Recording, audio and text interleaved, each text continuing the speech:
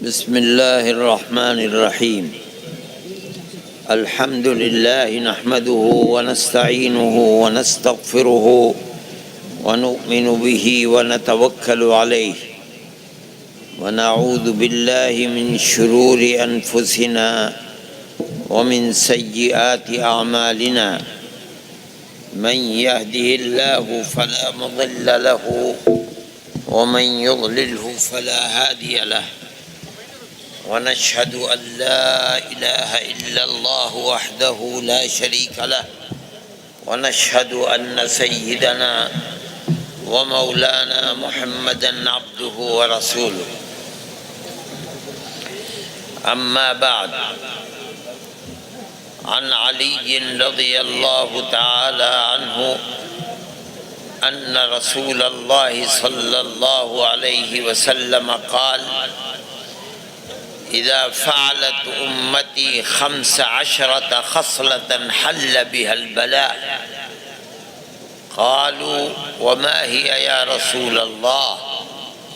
قال: إذا كان المغنم دولا والأمانة مغنما والزكاة مغرما وأطاع الرجل زوجته وعق أمه وبر صديقه وجفى أباه وكان زعيم القوم أرذلهم وأكرم الرجل مخافة شره وارتفعت الأصوات في المساجد وشرب الخمر ولبس الحرير واتخذت القيان والمعازف ولعن آخر هذه الأمة أولها، فليرتقبوا عند ذلك ريحا حمراء أو خسفا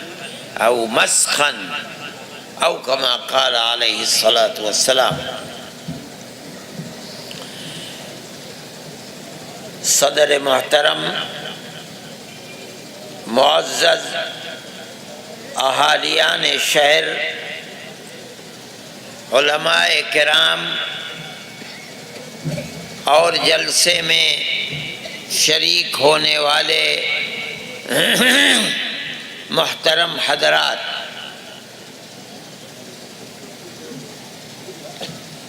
یہ پروگرام جو اصلاح معاشرہ کے عنوان سے رکھا گیا ہے، میں نے اسی مناسبت سے امام ترمذی رحمۃ اللہ علیہ کی اپنی مشہور کتاب کے اندر تخریج کی ہوئی ایک حدیث آپ کے سامنے پڑھی ہے، جس میں ہمارے آقا اور ہمارے سردار حضرت محمد صلی اللہ علیہ وسلم نے ایک مجلس میں یہ فرمایا کہ میری امت جب 15 کام کرنے لگے گی تو میری امت پر آزمائش اور مصیبتوں کے پہاڑ ٹوٹیں گے، پوری امت پریشان حال ہو جائے گی، جس کا مطلب ہے کہ اللہ کی نصرت اور خدا کی رحمت کا دروازہ امت پر بند ہو جائے گا۔ اور یہ پریشان کن حالات کب ہوں گے؟ فرماتے ہیں جب ہوں گے جب میری امت 15 کام کرنے لگے گی۔ صحابہ کرام رضوان اللہ علیہم اجمعین نے فوراً عرض کیا: وما ہی یا رسول اللہ، وہ 15 کام کیا ہیں ہمیں بتائیے، تاکہ ہم ان 15 کاموں کو اپنے معاشرے میں پیدا نہ ہونے دیں، ہم ان کے خلاف جہاد کریں اپنے معاشرے کو ان کاموں سے پاک رکھیں، کہیں نظر آئیں تو معاشرے کو پاک کر دیں تاکہ اللہ کی رحمت، اس کی نصرت اور اس کی تائید سے ہم محروم نہ ہو سکیں۔ جناب رسول اللہ صلی اللہ علیہ وسلم، جن کو اپنی امت سے اتنا تعلق ہے کہ کسی نبی کو اپنی امت سے اتنا تعلق نہیں رہا، انہوں نے اپنی امت کو رحمت خداوندی سے محروم نہ ہو سکے، اس لیے ایک ایک کر کے ان کو بیان کیا۔ حضرت علی کرم اللہ وجہہ حدیث کو بیان فرماتے ہیں، اس کا مطلب ہے کہ اللہ کا نبی بیان کر رہا ہے، وہ اپنی امت کو چاہتا ہے کہ وہ ہمیشہ رحمت خداوندی سے ہمکنار رہے، خدا کی نصرت اور تائید سے محروم نہ رہے، اس لیے اس نے ایک ایک کر کے دنیا سے پس پردہ تشریف لے جانے سے پہلے امت کو باخبر کر دیا، صرف صحابہ کو نہیں۔ آپ نے 1400 سال پہلے اپنی امت کی فلاح و بہبود کے لیے جس چیز کو فرمایا تھا، آج تک انہی کلمات کے اندر وہ چیز موجود ہے۔ یہ بھی اس امت کا ایک کمال ہے جو امم سابقہ میں کسی کو میسر نہیں ہو سکا۔ وہ 15 چیزیں کیا ہیں وہ میں آپ کے سامنے پیش کرتا ہوں اور مختصر الفاظ میں پیش کرتا ہوں، اس لیے کہ وقت بہت ہو چکا اور میں تو صبح 8 بجے سے مستقل سفر ہی کر رہا ہوں، اس لیے میں اس کو مختصر انداز میں پیش کر کے آپ کے سامنے موجودہ ملک کے حالات کے اندر جمعیت علماء کا کیا پیغام ہے اور جمعیت علماء اس کے لیے کیا کر رہی ہے، بہت ہی مختصر چند منٹوں میں آپ کے سامنے بیان کروں گا۔ حدیث کا تو یوں سمجھیے کہ میں ترجمہ کرتا چلوں گا۔ سب سے پہلی چیز آپ نے فرمائی، اذا کان المغنم دولا والامانۃ مغنما، ان دونوں کا حاصل ایک ہی ہے۔ جب مال غنیمت جو نبی کریم علیہ السلام کے لائے ہوئے دین میں حصہ ان لوگوں کا ہے جو اللہ کے کلمے کو بلند کرنے کے لیے جہاد فی سبیل اللہ کرتے ہیں، اللہ اگر فتح و نصرت عطا فرمائے تو مال غنیمت ان جہاد فی سبیل اللہ کرنے والوں کا حصہ ہے۔ جو امیر ہوگا مجاہدین کا، خلیفۃ المؤمنین ہوگا، بادشاہ وقت ہوگا، جب اس مال غنیمت کو اپنی ملکیت سمجھ کر اس پر اپنا قبضہ کر لے اور مال غنیمت جن کا حصہ ہے ان کو محروم کر دے۔ ایک دوسری چیز فرماتے ہیں والامانۃ مغنما، مال امانت جس کو کہتے ہیں، آدمی اپنی چیز کسی دوسرے، زمین ہے، جائیداد ہے، سونا ہے، چاندی ہے، پیسہ ہے، کسی کے پاس رکھ دے، جس کے پاس رکھ دے، بجائے اس کے کہ صاحب حق کو اس کا حق واپس کرے، اس کو مال غنیمت سمجھ کر کھا جائے، دبا لے۔ دونوں کا حاصل ایک ہے، امانت دل سے نکل گئی، جس کا حق ہے اس کا حق دینا لوگ بند کر دیں۔ وہ بادشاہ وقت جو بیت المال اور خزانوں کا مالک ہے وہ بھی بے ایمان ہو گیا، اور راستہ چلتے ہوئے آدمی کے دل سے بھی امانت نکل گئی، کوئی کسی کا حق دنیا کے اندر نہ دے۔ وہ جو لاکھوں اور کروڑوں اور اربوں کے اندر کھیلتا ہے، سارے ملک کا خزانہ اس کے ہاتھ میں، وہ بھی بے ایمان ہو گیا۔ مال غنیمت جن کا حق ہے ان کو محروم کر رہا ہے، اور وہ آدمی جو زمین پر چلتا ہے، عامت الناس کے ساتھ رہتا ہے، اس کے دل سے بھی امانت نکل گئی۔ اگر کوئی اپنا حق اس کے پاس رکھ دیتا ہے تو اس کو اس کا حق ملتا نہیں۔ اللہ کے نبی نے فرمایا تھا، لا ایمان لمن لا امانت لہ، جس کے دل میں امانت نہیں ہے یوں سمجھو کہ اس کے دل میں ایمان نہیں ہے۔ جس کے دل میں ایمان ہے، اور ایمان نام ہے ان تؤمن باللہ وملائکتہ وکتبہ ورسلہ والیوم الآخر والقدر خیرہ وشرہ۔ ایمان نام ہے اللہ پر ایمان لانے کا، اور مختلف چیزوں کو بیان، قیامت کے دن پر ایمان۔ کیا مطلب قیامت کا دن؟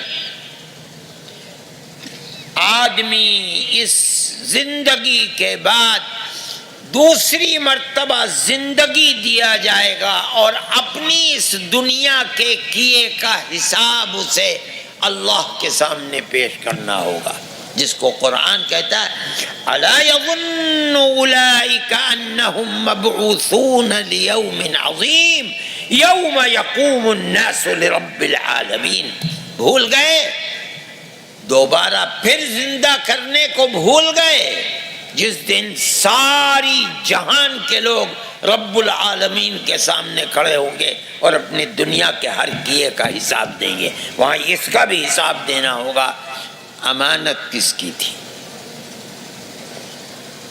نبی کریم علیہ السلام فرماتے ہیں کہ جو مظلوم ہے، جس کا حق لے لیا ہے، کل وہ گردن پکڑ کر کے اللہ کے دربار میں لے کر آئے گا، اے اللہ اس نے میرا حق نہیں دیا۔ اللہ کو غصہ ہوگا، فرمائیں گے اد الامانہ، دے اس کا حق دے۔ دائیں بائیں دیکھے گا، روپیہ پیسہ سونا چاندی زمین جائیداد کچھ تو نظر نہیں آئے گا۔ اللہ سے کہے گا انا یا ربی وقد ذہبت الدنیا، اے اللہ کہاں سے دوں، دنیا تو ختم ہو گئی، جو میں نے لیا تھا نظر ہی نہیں آ رہا ہے۔ اللہ کو اتنا غصہ ہوگا، پھر فرمائیں گے ہم کچھ نہیں سنتے، اد الامانہ، حق دے اس کا۔ کہے گا اے اللہ میری بفتہ سن تو لیجئے، میں کہاں سے دوں، دنیا ختم ہو گئی، آج دنیا میں نے جو کچھ لیا تھا کچھ نظر نہیں آ رہا ہے۔ اللہ پھر تیسری مرتبہ یہی اد الامانہ، ہم کچھ نہیں سنتے، اس کا حق دے۔ ایک پیسہ لیا تھا یا 1000 لیے تھے یا 50,000 لیے تھے یا 1,00,000 2,00,000 لیے تھے، کچھ نہیں، اس کا پیسہ دے، اس کی امانت دے، اس کا حق دے۔ یہ امانت کی اہمیت ہے۔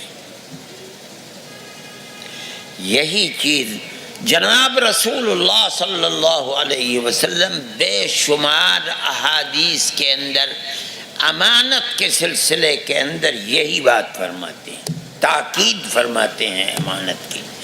ابتدا سے لے کر آخر تک دور نبوت، بالکل جاتے جاتے جو آپ نے حجۃ الوداع کے جس کے 2-2.5 مہینے کے بعد آپ دنیا سے تشریف لے گئے،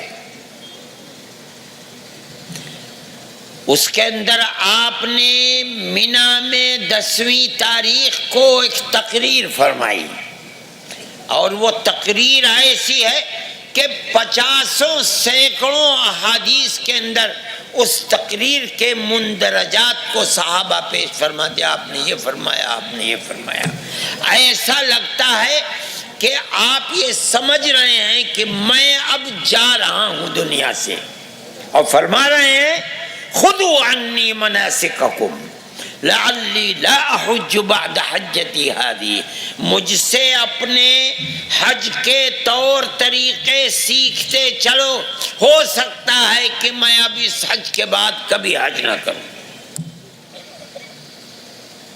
صحابہ کرام رضوان اللہ علیہم اجمعین دیوانوں کی طرح دائیں بائیں آگے پیچھے دیکھ رہے ہیں آپ کیا کر رہے ہیں۔ آپ نے 10ویں تاریخ کو ایک تقریر فرمائی، اور ایسا لگتا ہے کہ آپ نے 23 سالہ دور نبوت میں جو سبق سکھلایا تھا اس کو مختصر الفاظ میں آپ نے ذکر فرما دیا۔ اس کے اندر آپ نے فرمایا وَالْأَمَانَةُ مُؤَدَّةٌ، میری امت کے اندر اور کوئی شخص کسی دوسرے کا حق لے لے، نہیں نہیں نہیں، امانت جس کی ہے اسے ادا ہی کی جائے گی۔ چاہے امانت کسی کی ہو، چاہے مسلمان کی امانت ہو، چاہے ہندو کا حق ہو، چاہے یہودی کا حق ہو، چاہے عیسائی کا حق ہو، چاہے کسی دھرم کے نہ ماننے والے کا حق ہو، حق لیا نہیں جا سکتا۔ قرآن کے اندر یہی فرمایا ان اللہ یأمرکم ان تؤدوا الامانات الی اہلہا، اللہ تم کو حکم دیتا ہے کہ امانتیں جن کا حق ہے ان کو واپس کرو۔ جب امانت اور کس کا حق ہے لوگ بھول جائیں، صاحب حق کو حق نہ ادا کیا جائے، یہ دلیل ہے اس بات کی کہ اللہ کی رحمت کا دروازہ بند۔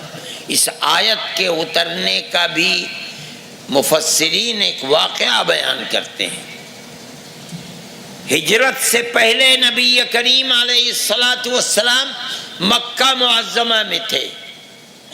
کعبۃ اللہ کا دروازہ جنہوں نے حج کیا ہے دیکھا ہے، اتنا اونچا ہے کہ کھڑے ہو کر آدمی اگر ہاتھ لگانا چاہے تو عام آدمی کا ہاتھ کعبۃ اللہ کے در تک نہیں جاتا۔ اس زمانے میں بھی اتنا ہی اونچا تھا۔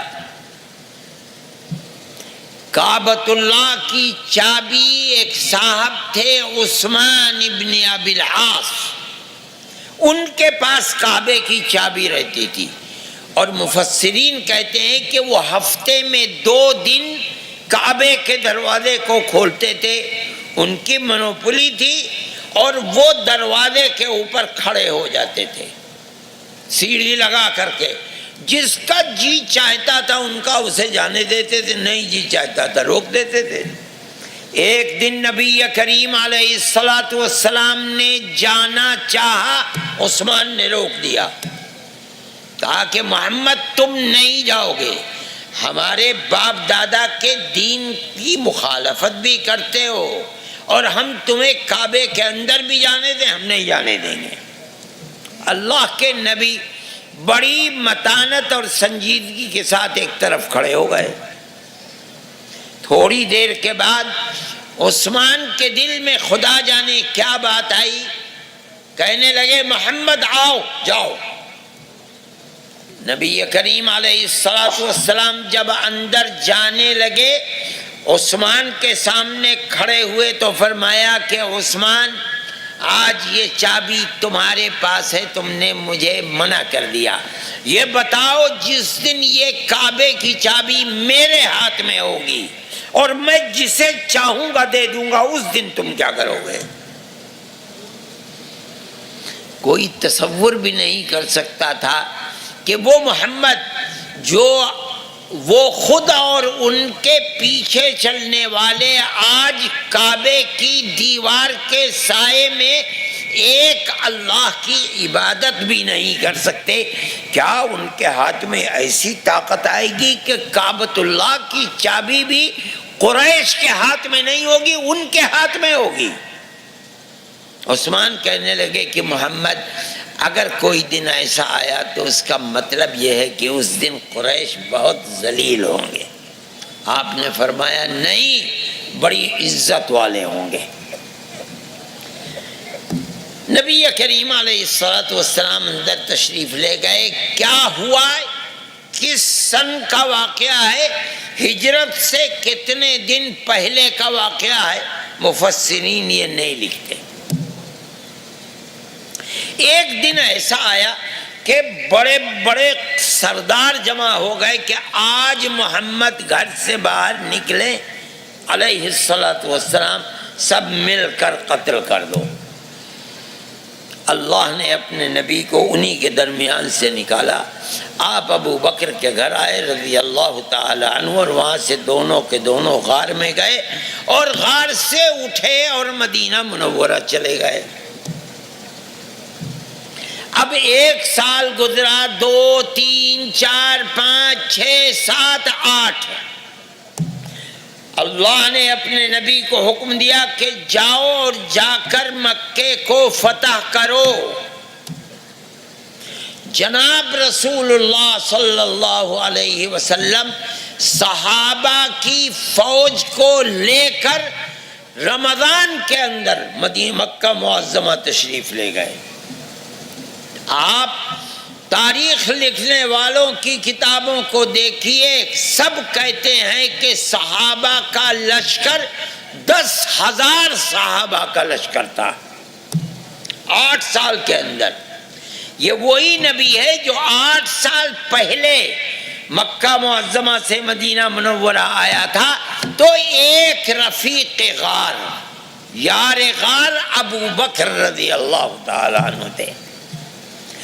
اسلام 8 سال میں جنگل کی آگ کی طرح پھیلا ہے۔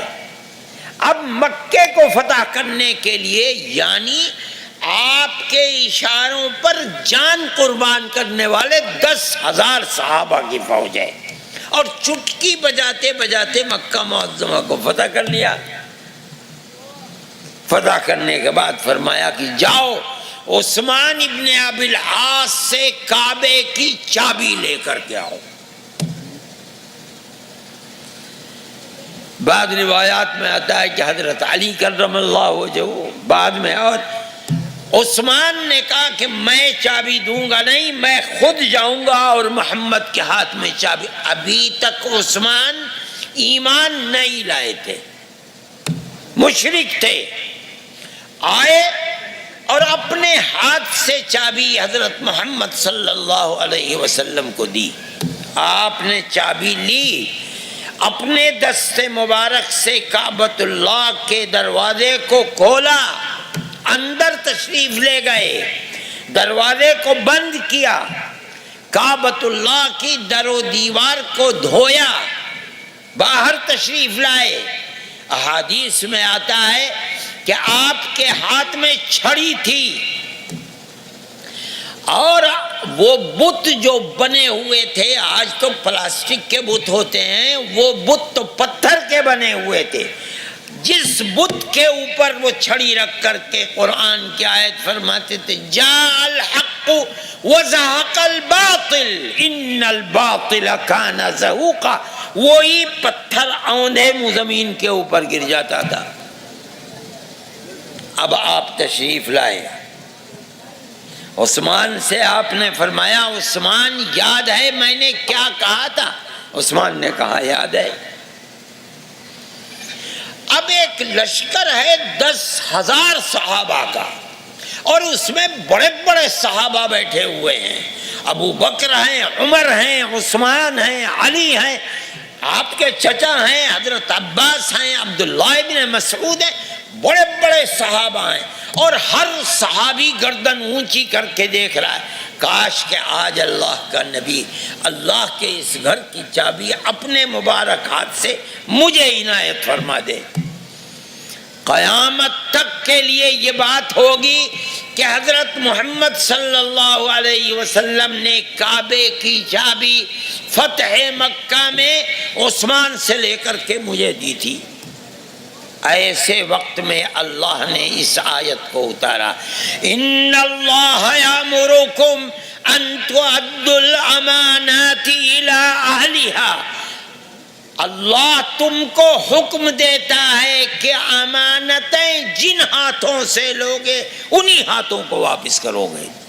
یہ الگ بات ہے کہ عثمان مشرک ہیں ہوا کریں، یہ نہیں ہو سکتا کہ ابو بکر کا مرتبہ امت میں سب سے بڑا ہے، عثمان کے ہاتھ سے ان کا حق لے کر ابو بکر کو دے دیا جائے، نہیں ہو سکتا۔ نبی کریم علیہ الصلاۃ والسلام نے صحابہ کو یہ آیت پڑھ کر سنائی، عثمان کو بلایا اور وہ چابی عثمان کے ہاتھ میں دی، عثمان ابن ابی العاص کے، اور اعلان فرمایا کہ قیامت تک یہ چابی عثمان ہی کے ہاتھ میں رہے گی، جو عثمان سے اس چابی کو بجبر و اکراہ لے گا اس کے حق میں رسول اللہ نے بد دعا فرمائی۔ آج تک اسی خاندان کے پاس چابی ہے، یہ امانت ہے۔ فرماتے ہیں جس دن امانت ختم ہو جائے، ایمانداری نہ رہے، اس سے کوئی بحث نہیں کہ حق ہے کس کا، وہ ہے کون، اس کا مذہب کیا ہے، کوئی بحث نہیں ہے۔ کسی کے حق کو مسلمان نہیں لے سکتا۔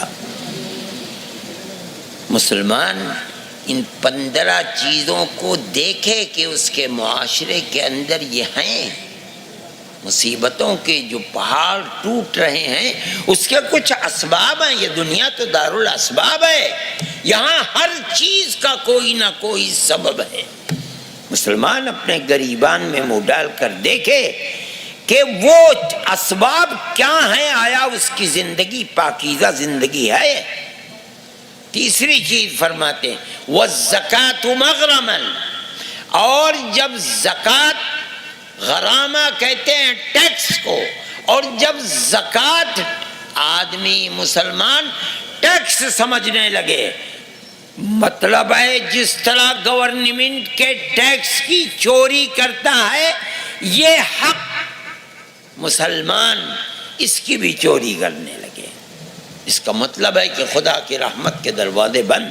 حالانکہ ہونا تو یہ چاہیے تھا کہ وہ فقیر جو صبح سے شام تک سڑک پر بیٹھ کر بھیک مانگتا ہے، اور تو ماں کے پیٹ سے دونوں خالی ہاتھ آئے تھے، یہ تو اوپر والے کا کرم ہے کہ تجھے کروڑوں کا مالک بنا دیا، اور وہ فقیر بیٹھ کر صبح سے شام تک بھیک مانگتا ہے۔ تجھے 40 پیسے میں سے 1 پیسہ اللہ کا شکر ادا کرتے ہوئے دینا چاہیے تھا، مگر جب زمانہ ایسا آ جائے کہ میری امت کے لوگ زکوٰۃ کو ٹیکس سمجھنے لگے، بجائے خوشی کے چوری کرنے لگے، اس کا مطلب ہے خدا کی رحمت کے دروازے بند۔ آگے 4 چیزیں فرماتے ہیں وَأَطَاعَ الرَّجُلُ زَوْجَتَهُ وَعَقَّ أُمَّهُ وَبَرَّ صَدِيقَهُ وَجَفَا أَبَاهُ، اور جب میرے امت میں مرد اپنی بیوی کی اطاعت کرنے لگے اور اپنی ماں کو ٹھوکر مار دے، اپنے دوست کو اپنے سینے سے لگانے لگے اور اپنے باپ کی نافرمانی کرنے لگے، سمجھ لو خدا کی رحمت کے دروازے بند۔ حالانکہ ماں باپ کے حق کے سلسلے میں تو قرآن نے اور حدیث میں نبی کریم علیہ الصلاۃ والسلام نے اتنی تاکید فرمائی ہے کہ شاید کسی مذہب کے اندر اتنی تاکید نہیں ہوگی۔ اللہ نے اپنے حق سے ملا کر ماں باپ کا حق، پہلے اپنا حق، دوسرے نمبر پر ماں باپ کا حق بیان کیا۔ قرآن کے پہلے سپارے میں ہے وَإِذْ أَخَذْنَا مِيثَاقَ بَنِي لا تعبدون الا اللہ.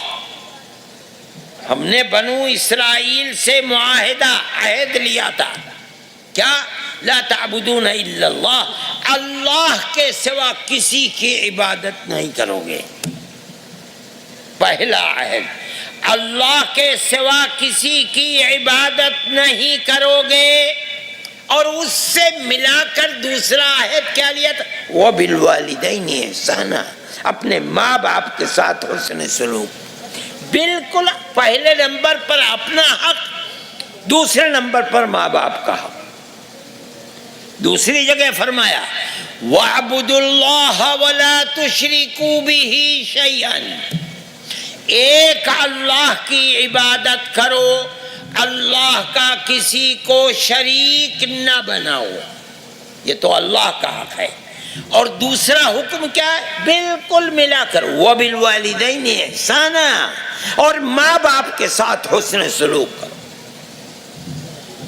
تیسری جگہ قرآن میں فرمایا وَقَضَىٰ رَبُّكَ أَلَّا تَعْبُدُوا إِلَّا إِيَّاهُ، اللہ نے فرض کر دیا، فیصلہ فرما دیا، ایک اللہ کے سوا کسی کی عبادت نہیں ہوگی. یہ تو پہلا نمبر ہے. اور دوسرا کیا فیصلہ فرمایا؟ وَبِالْوَالِدَيْنِ احسانا، اور ماں باپ کے ساتھ اچھا سلوک کرو گے. یہ ماں باپ کا حق ہے، اس کی یہ اہمیت ہے. اللہ اپنی کتاب میں اسی ترتیب کے ساتھ بیان کرتا ہے. اور نبی کریم علیہ الصلاۃ والسلام بھی جگہ جگہ حدیث میں اسی ترتیب ہے. پہلا حق اللہ کا ہے جو ساری جہان کا پیدا کرنے والا ہے. دوسرا حق باپ کا ہے جس کو اللہ نے تیری پیدائش کا ذریعہ بنایا ہے. موجودہ معاشرے کے اندر یہ جو تہذیب و تمدن ہے ہمارا، اس کے اندر جوان اور لوگ یہ دیکھیں کہ ان کا ماں باپ کے حق کو کتنا ادا کرنا ہے. فرماتے ہیں جب یہ صورت پیش آ جائے گی رحمت کے دروازے بند ہو جائیں گے. اب میری امت آزمائش کا شکار ہونے لگی. کہاں تک کتنا حق ادا کرے؟ ایک روایت ہے حضرت معاذ بن جبل رضی اللہ تعالیٰ عنہ فرماتے ہیں اللہ کے نبی میرے دوست میرے خلیل نے مجھے 10 نصیحتیں فرمائیں.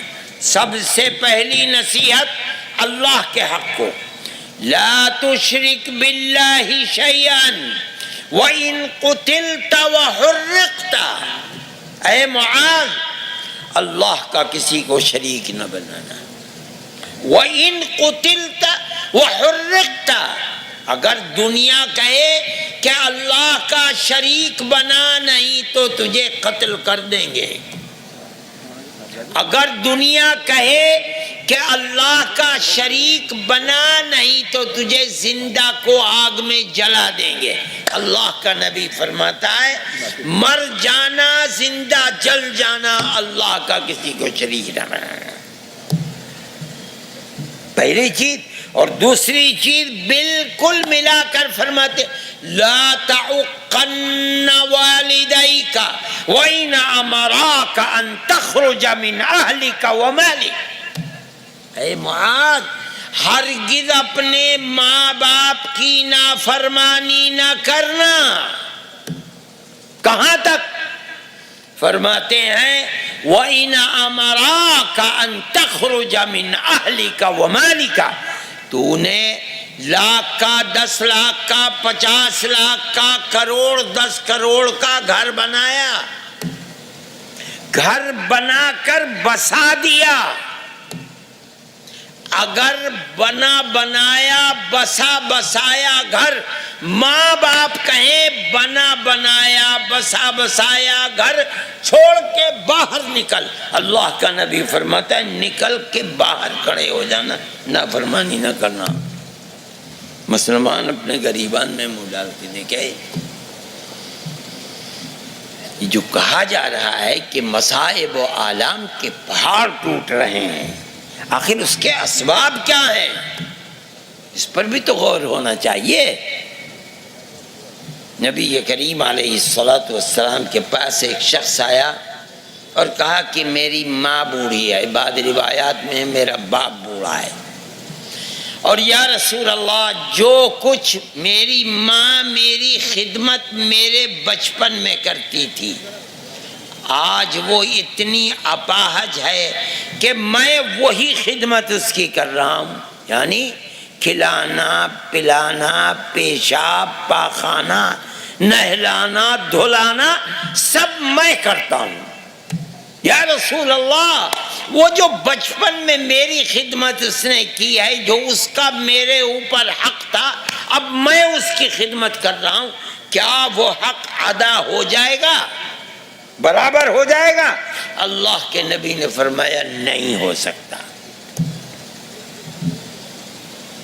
وہ تیری خدمت کرتی تھی، خوشی کے ساتھ کرتی تھی، دعا کرتی تھی، اے اللہ میرے بچے کو عزت دینا، صحت دینا، تندرستی دینا، مال دینا، دولت دینا، جو دعا مانگ سکتی تھی وہ مانگتی تھی، کہتی تھی اے اللہ میرے بچے کو بڑی لمبی زندگی دینا، اگر بس میں ہوتا تو اپنی زندگی کاٹ کر تجھے دے دیتی، اور تو اب اس کی خدمت کرتا ہے اور دعا کرتا ہے اے اللہ دین و ایمان کی سلامتی کے ساتھ اس کی مشکل کو آسان کر دے۔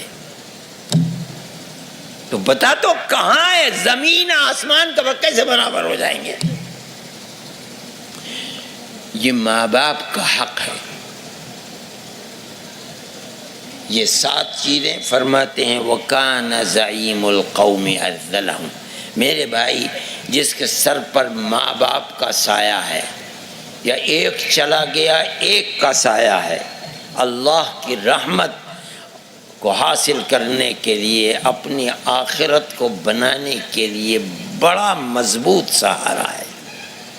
ان کو راضی رکھ کے ان کی خدمت کر کے رات اور دن ان کو خدمت کر کے اپنی آخرت کو آباد کرنا چاہیے۔ ان کی ناراضگی اپنی دنیا اور آخرت کی بربادی کا ذریعہ ہے۔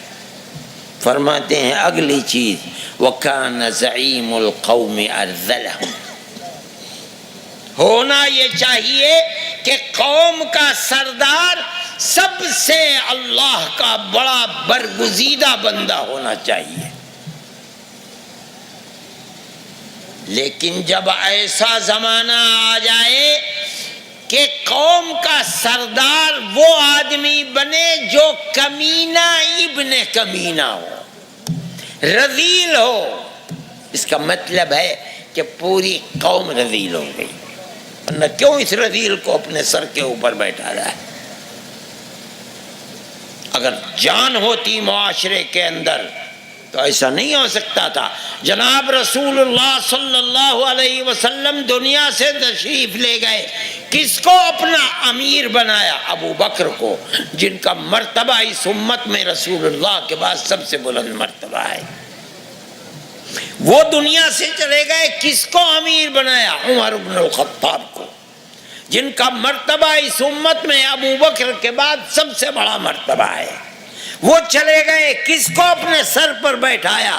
عثمان کو، جن کا مرتبہ عمر کے بعد امت میں سب سے بڑا مرتبہ۔ وہ گئے، کس کو بنایا؟ علی مرتضیٰ کو، رضوان اللہ علیہم اجمعین۔ یہ وہ معاشرہ ہے جس سے پاکیزہ معاشرہ اب قیامت تک کسی طبقے میں نہیں ہو سکتا۔ یہ فرماتے ہیں علامت وَكَانَ زَعِيمُ الْقَوْمِ أَرْذَلَهُمْ۔ آگے وَأُكْرِمَ الرَّجُلُ مَخَافَةَ شَرِّهِ، آدمی کا جب احترام کیا جانے لگے، ہر آدمی جھک کر سلام کرے، مخافت شرہ، اس کے شر سے ڈر کر، ارے بھئی اگر اسے سلام نہ کریں گے تو یہ مصیبتوں کا شکار بنا دے گا ہمیں۔ حالانکہ اتنی طاقت ہونی چاہیے مسلمان کے معاشرے میں، اگر معاشرے میں کوئی شرابی ہے تو ہر ایک کا ہاتھ اس کے گریبان، یا توبہ کر یا چھوڑ کر بھاگ۔ کوئی چوری کرنے والا، کوئی شرابی، کوئی بدکار، کوئی فاسق، کوئی فاجر معاشرے میں زندہ نہ رہے، اگر رہے توبہ کر کے رہے۔ یہ تو ہے معاشرے کی پاکیزگی۔ لیکن جب فرماتے جب حال ایسا ہو کہ جان نکل گئی، فاسق ہے، فاجر ہے، ظالم ہے، اور ہر آدمی اسے جھک کر سلام کرتا ہے، اس کا مطلب ہے کہ خدا کی رحمت کے دروازے بند ہو گئے۔ فرماتے ہیں وارتفعت الاصوات فی المساجد، مسجدیں خدا کا گھر ہیں، ان کا احترام ہونا چاہیے۔ جب زمانہ ایسا آ جائے کہ جس طرح بازاروں میں آوازیں بلند ہوتی ہیں، اس طرح مسجدوں میں بے احترامی، بے حرمتی ہونے لگے، خدا کی رحمت کا دروازہ بند۔ آگے فرماتے ہیں وَشُرِبَتِ الْخَمْرُ وَلُبِسَ الْحَرِيرُ، شراب پی جانے لگے میری امت میں، حریر اور ریشم پہنا نہ کھانے پینے میں حلال و حرام کی تمیز، نہ اوڑھنے اور پہننے میں حلال و حرام کی تمیز۔ خدا کی رحمت کے دروازے بند۔ اگلی چیز فرماتے ہیں وَأُتُّخِذَتِ الْقَيَانُ وَالْمَعَازِفُ، 13 اور 14 فرماتے ہیں قینا کہتے ہیں گانے والی عورتوں کو، معازف معزف کی جمع ہے جس پر گایا جاتا ہے، طبلہ ہے، باجا ہے، سارنگی ہے، نئے ہے، خدا جانے کیا کیا ہے۔ جب میری امت ان لڑکیوں کو، ان عورتوں کو اپنانے لگے جو گانے والیاں ہوں، اور ان چیزوں کو جن پر گانا گایا جاتا ہے اس کو اپنایا جانے لگے، خدا کی رحمت کے دروازے بند ہیں۔ آج دیکھیے مسلمانوں کے وہ کتنے گھر ہیں جن کے اندر ناچ گانا آزادی کے ساتھ، بڑے بوڑھے، بچے، عورتیں، مرد، بالغ نابالغ نہیں دیکھتے۔ یہی تو چیز ہے جس کو 1400 سال پہلے جناب رسول اللہ صلی اللہ علیہ وسلم نے ذکر فرمایا تھا، آج وہی صورتحال ہے۔ اس کے ایک دوسرے معنی بھی ہیں حدیث کے، وَأُتُّخِذَتِ الْقَيَانُ وَالْمَعَازِفُ، اور اپنایا جانے لگے ناچنے گانے والیاں لڑکیوں کو۔ کیا مطلب؟ یہ بھی معنی ہو سکتے ہیں کہ وہ بچیاں جو قرآن پڑھنے والی ہیں، نماز روزہ کرنے والی ہیں، با شرم و با حیا ہیں، بے پردہ نہیں ہیں، وہ اپنی عمر اپنے گھروں کے اندر کھو رہی ہیں، کوئی رشتہ دینے والا نہیں۔ اور وہ لڑکیاں جو بے محابہ ناچنے گانے والیاں ہیں، انہیں ماں باپ کو رشتہ ڈھونڈنے کی بھی ضرورت نہیں، وہ خود ہی رشتے ڈھونڈ کے لے آتی ہیں۔ اللہ کا نبی فرما رہا ہے وَأُتُّخِذَتِ الْقَيَانُ وَالْمَعَازِفُ، ان لڑکیوں کو اپنایا جانے لگے جو گانے والیاں ہیں اور جن پر گایا جاتا ہے، ان کو اپنایا جانے لگے، خدا کی رحمت کے دروازے بند۔ حالانکہ حدیث کے اندر آتا ہے کہ آپ نے صحابی کو فرمایا، واقعہ ہے، ہدایت اور روشنی ملتی ہے، فرمایا صحابی کو کہ دیکھو آدمی اپنے لیے بیوی تلاش کرتا ہے، اس کے کچھ اسباب ہوتے ہیں۔ ایک سبب ہے دولت، یہ جس گھر کی لڑکی ہے یہ آئے گی تو دولت لے کر آئے گی، اس لیے میں تو اس سے شادی کروں گا۔ دوسرے فرماتے ہیں حسب، عزت، بہت اونچا خاندان ہے، بڑی شہرت ہے، بڑا احترام ہے، اگر اس کی لڑکی میرے گھر میں آ جائے گی میں بھی اسی خاندان کا فرد سمجھا جاؤں گا، مجھے بھی عزت ملے گی۔ اور فرمایا تیسرا سبب ہے حسن و جمال۔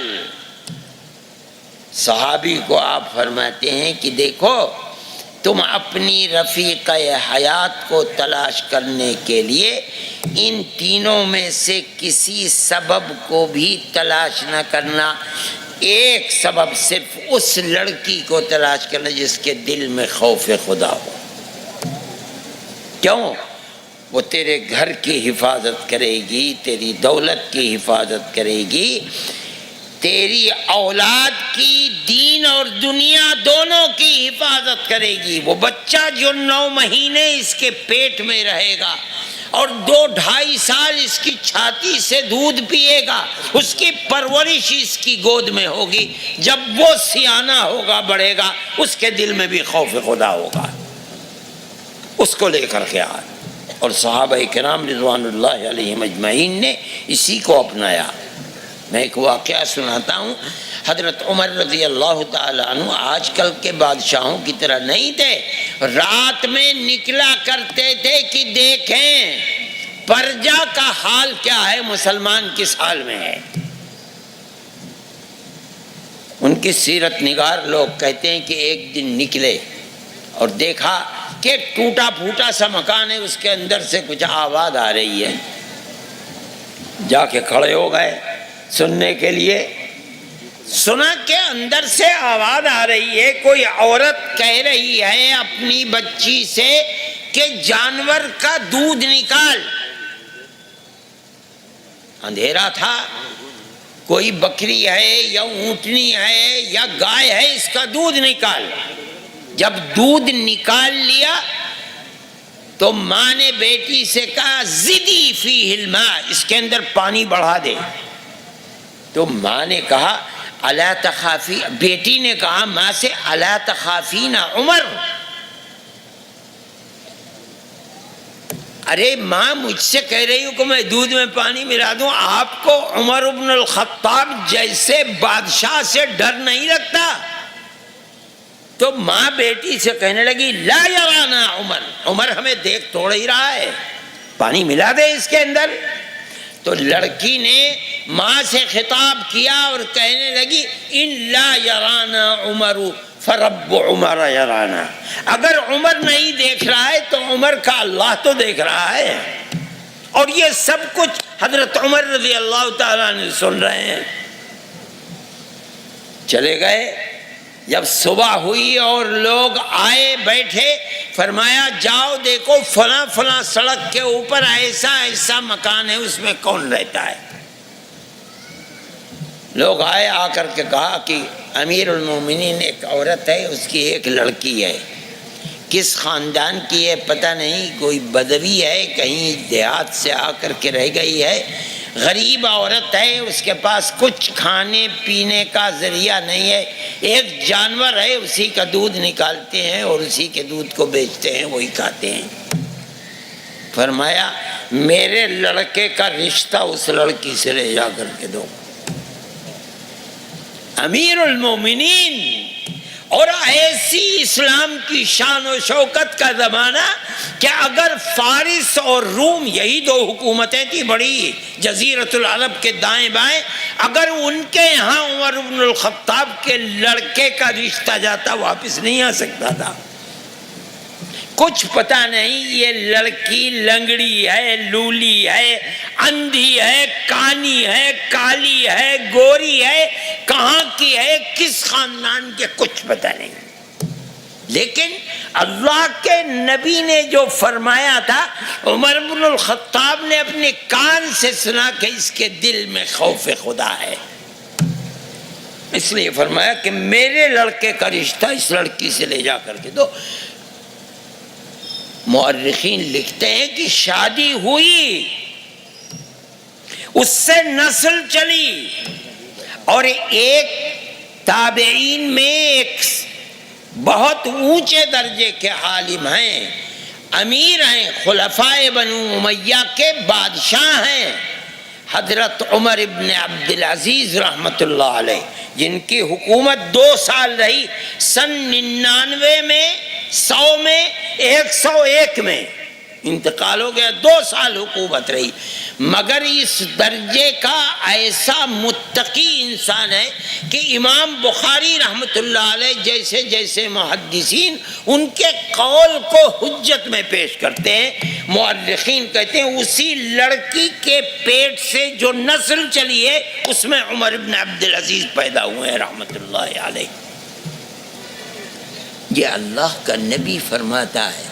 پھر آخری چیز ہے، فرماتے ہیں وَلَعْنَ آخِرُ هَذِهِ الْأُمَّةِ أَوَّلَهَا، اور جب زمانہ ایسا آ جائے کہ میری امت کے آخر میں آنے والے لوگ، امت کے وہ پہلے لوگ صحابہ، تابعین، تبع تابعین، جنہوں نے قرآن و حدیث کو رسول اللہ سے لیا، اس کی خدمت کی، اس کی حفاظت کی، اور حفاظت کر کے بعد والوں کو دے دیا۔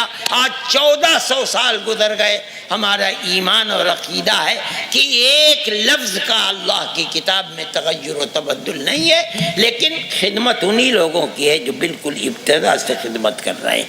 ہونا یہ چاہیے کہ امت ان کی شکر گزار ہو، لیکن جب خراب حال میری امت کا، بعد میں آنے والے پہلے لوگوں کو گالیاں دینے لگے، لعنت بھیجنے لگے، سمجھ لو کہ اب اللہ کی رحمت کے دروازے بنے۔ دیکھو اپنے گریبان میں منہ ڈال کے دیکھو مسلمان کہاں تھا اور کہاں پہنچا۔ جو امت کے اوپر حالات آ رہے ہیں، آپ کا ملک ہو یا دنیا کا کوئی ملک ہو، جو حالات، جس طرح کی پیچیدگیاں، مصیبتوں کے پہاڑ جس طرح اس امت پر ٹوٹ رہے ہیں، کسی امت کے اوپر نہیں۔ آسٹریلیا دنیا کے ایک کنارے سے لے کر اور امریکہ کے دوسرے کنارے تک دیکھ لو، اگر کہیں کسی قوم پر مصیبتوں کے پہاڑ ٹوٹ رہے، مسلمان کے سوا کوئی دوسری قوم نہیں ہے، کوئی امت نہیں ہے۔ ہوا کیا؟ وہ اسباب کیا ہے؟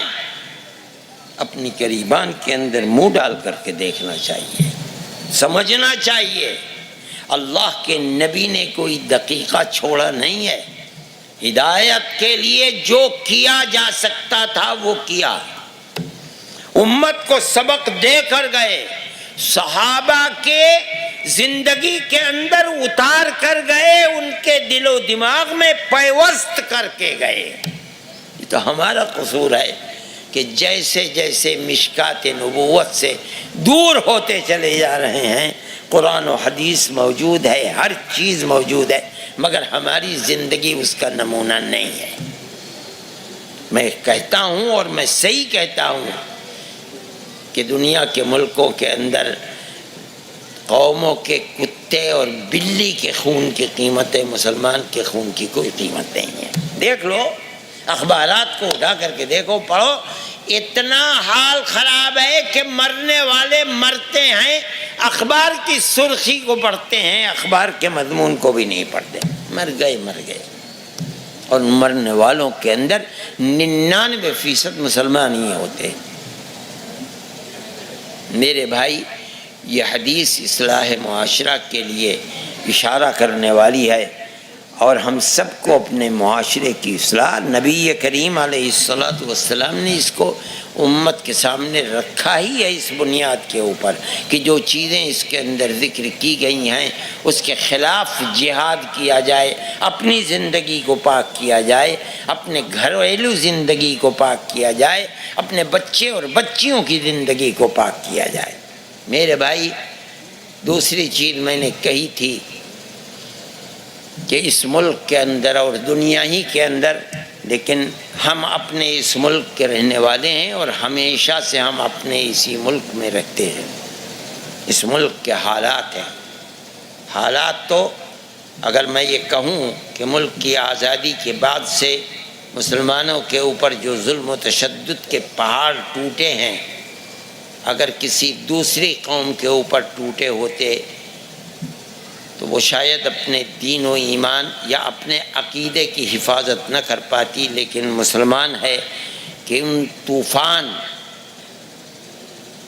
اور زلزلے اور حوادث کا شکار ہو کر گزر رہا ہے، لیکن یہ اللہ کا فضل اور اس کی عنایت ہے کہ وہ پھر بھی اپنے سینے سے اسلام اور ایمان کو لگائے ہوئے اور زندہ ہے اور اپنے دین کو پکڑے ہوئے ہے۔ لیکن دنیا ہے جو ان حالات کے اوپر رات اور دن مسلمان کو جینے کا حق نہیں دینا چاہتی۔ ہو سکتا ہے کہ جنوبی ہندوستان کے اندر اس کا اثر زیادہ نہ ہو، لیکن شمالی ہندوستان تو اس آگ کے اندر جل رہا ہے۔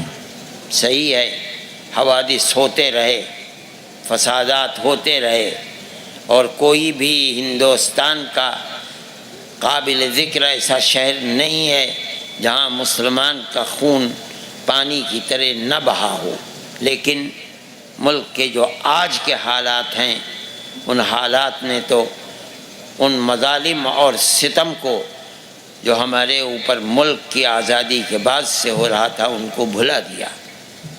آج کے جو دعوے ہیں اور جو مدعے ہیں وہ مدعے انتہائی خراب ہیں جو کبھی اس سے پہلے نہیں اٹھے۔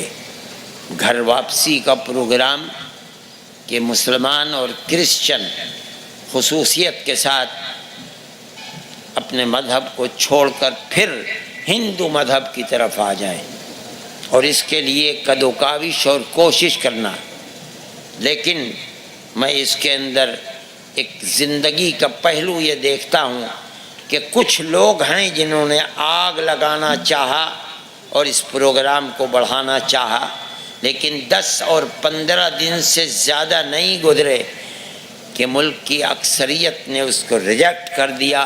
ہندو نے اور مسلمان نے اور کرسچن نے اور سکھ نے اور دلت نے، کسی نے کان نہیں دھرا۔ آج چند ماہ گزر گئے، کوئی نام لینے والا بھی نہیں ہے۔ مسلمان اور کرسچن کو ووٹ کے حق سے محروم کرنے کی بات کہی گئی، لفظ جہاد کا نعرہ لگایا گیا، لیکن قوم پرستی سے نہیں مٹایا جا سکتا۔ جس طرح دنیا میں آگ کو آگ سے نہیں بجھایا جا سکتا، اسی طرح فرقہ پرستی کی آگ کو فرقہ پرستی کی آگ سے نہیں بجھایا جا سکتا۔ اگر آپ یہ چاہتے ہیں کہ فرقہ پرستی کے ڈنک کو مار دیں اور فرقہ پرستی کے سانپ کے سر کو کچلیں، تو آپ کو ملک کے ہر بسنے والے کی طرف پیار و محبت کا ہاتھ بڑھانا پڑے گا۔ بغیر اس کے نہ آپ زندہ رہ سکتے ہیں اور نہ ملک کے اندر امن و امان قائم رہ سکتا ہے۔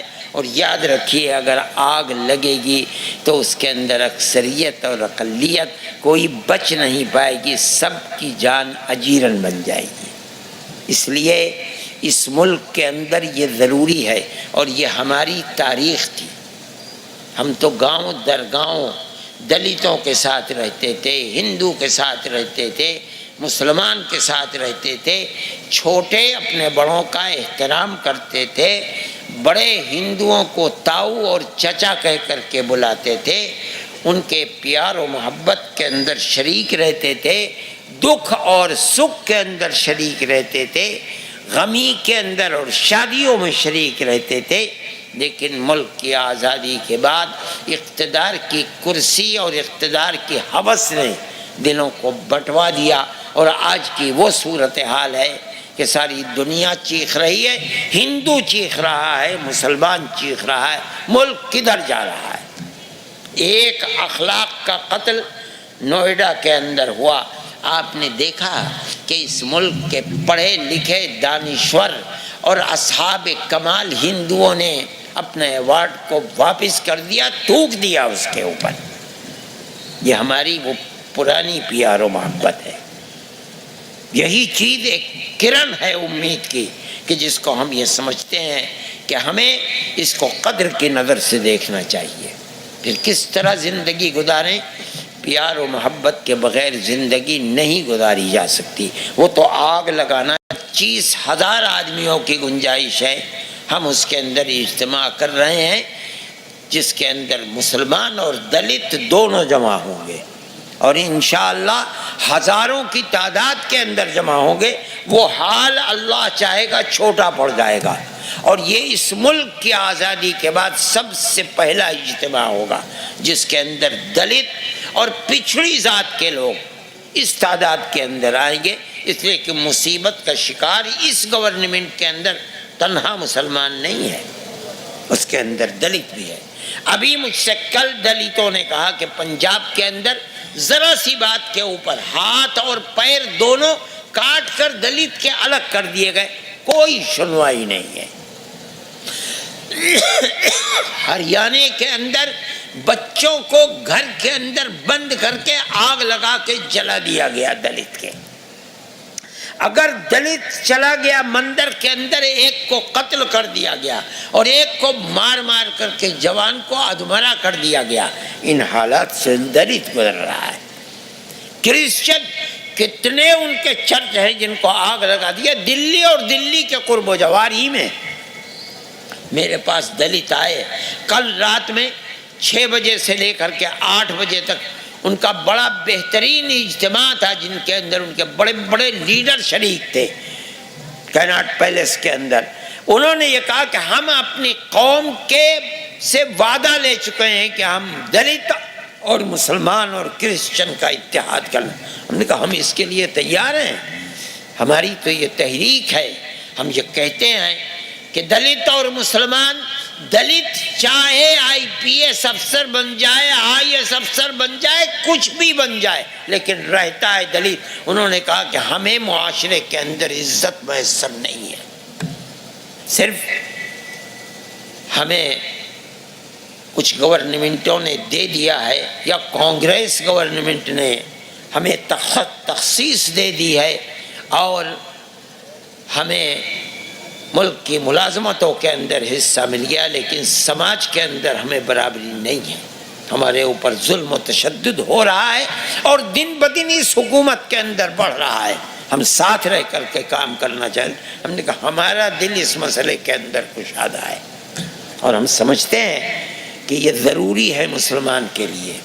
آپ اور وہ دو اگر مل جائیں، ان کی طاقت اس ملک کے اندر 30-32% ہے، 20 اور 22% مسلمان ہے۔ یہ کہتے ہیں کہ 17 کروڑ ہے مسلمان، لیکن مسلمان کی تعداد اس سے زیادہ، میں کہتا ہوں 17 کروڑ ہی مسلمان ہیں۔ اگر 50 کروڑ دلت اور مسلمان ملیں تو جو آج کی صورتحال ہے ظلم و تشدد، وہ ظلم و تشدد ختم ہو جائے گا۔ ہم کوئی سیاسی لوگ نہیں ہیں، ہم یہ نہیں کہتے کہ ہم اقتدار پر قبضہ کرنا چاہتے ہیں۔ جمعیت علماء کا کوئی تعلق سیاست سے نہیں ہے، لیکن اگر اس ملک کے اندر اتنے بڑے طبقے کو اس کا اپنا حق جو سیکولر دستور نے حق دیا ہے، وہ چند افراد بیٹھ کر کے اس کو آگ لگا دیں، یہ چیز ناقابل برداشت ہے، ناقابل قبول ہے۔ اپنے اس حق کو قبول کرانے کے لیے، اس حق کو حاصل کرنے کے لیے ضروری ہے کہ وہ ذاتیں اور وہ افراد اور قوم کے وہ افراد جن کو معاشرے کے اندر جگہ نہیں مل رہی ہے، ان کو جگہ دینی چاہیے، ملنی چاہیے وہ جگہ۔ جمعیت علماء کا یہ پیغام ہے، اور جمعیت علماء اس کے لیے کام کر رہی ہے۔ ہمارا کام جو ہے ان لوگوں کے لیے کہ جو لوگ جیلوں کے اندر بند ہیں، وہ اپنی جگہ پر ہے، اور ہم وہ کام کر رہے ہیں۔ اللہ نے ہمیں توفیق دی ہے۔ جماعت تو در حقیقت ہمارے بزرگوں کی امانت ہے، ہم جو بھی کر سکتے ہیں اس کے لیے کر رہے ہیں۔ ہمارا سیاست سے کوئی تعلق نہیں، نہ ہمیں پارلیمنٹ کی ممبری چاہیے، نہ اسمبلی کے ممبر بننا چاہتے ہیں، نہ آج تک چاہا ہے، اور انشاءاللہ مرتے دم تک نہیں چاہیں گے۔ قوم کی اور ملک کی خدمت کرنا چاہتے ہیں، جو کر سکتے ہیں وہ ہم کر رہے ہیں۔ ہم کسی سے اس کا معاوضہ نہیں لینا چاہتے۔ ہماری قوم ہے، ہمارا ملک ہے، یہ دنیا ہے، ہمیں جانا ہے، کل اللہ کی بارگاہ کے اندر ہمیں حساب دینا ہے۔ اس لیے ہم یہ سمجھتے ہیں کہ ملک و قوم کی خدمت کر کے اگر ہم جائیں گے تو انشاءاللہ کل قیامت کے دن سرخرو ہوں گے۔ میں آپ حضرات کا شکر گزار ہوں، آپ نے جس طرح عزت افزائی کا معاملہ کیا ہے، یہاں کے رہنے والوں نے اور آپ حضرات نے، میں اپنے دل کی گہرائی سے آپ کا شکر گزار ہوں، اور میں اللہ سے دعا کرتا ہوں کہ اللہ ہمارے اس ملک میں امن و امان کو قائم فرمائے، سب رہنے والوں کے دلوں میں پیار و محبت اور الفت کو پیدا فرمائے، ہماری پرانی پیار و محبت کی تاریخ کو اللہ دوبارہ زندہ فرما دے، اور جو لوگ افتراق اور تفریق کے بیج بو رہے ہیں اللہ انہیں خائب و خاسر فرما دے اور ذلیل و رسوا فرما دے۔ وصلی اللہ تعالی علی خیر خلقہ سیدنا محمد وعلی آلہ واصحابہ اجمعین۔